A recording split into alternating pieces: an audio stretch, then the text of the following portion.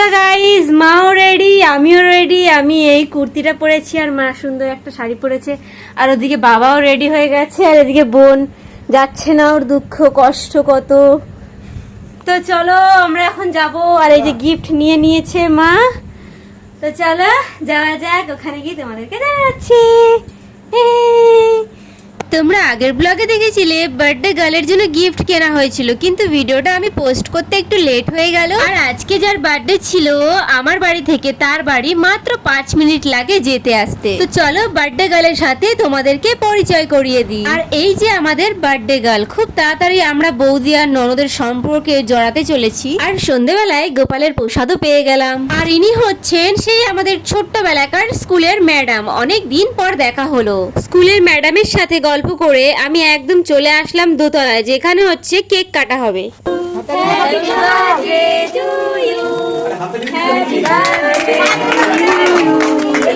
Cake কাটা complete হয়ে গেছে, আর এখানে সবাই সবার গায়ে সোনো স্প্রে দিচ্ছিল। তো চলো এবারে অনেকটা রাত হয়ে গেছে, বাড়িও যেতে হবে। আর তোমরা তো দেখলেই বোন আমাদের সাথে আসেনি, বাড়িতে একা একা রয়েছে, তাই আমরাও খাবারটা তাড়াতাড়ি কমপ্লিট করে একদম বেরিয়ে পড়লাম। যেহেতু বোন আসতে পারেনি, তাই ওরা বোনের খাবারটা দিয়ে দিয়েছিল আমাদের কাছে। এই ভিডিওটা ছাড়তে ছাড়তে 2 দিন লেট হয়ে গেল, তো অনেকটাই রাত হয়ে গেছে। বাবা এখানে গাড়ি নিয়ে দাঁড়িয়ে আছে। তো চলো আজকের মতন টাটা। ভিডিওটা ভালো লাগলে বেশি বেশি করে লাইক করো, কমেন্ট করো আর শেয়ার করো। দেখা হবে নেক্সট অন্য কোনো ব্লগে। টাটা।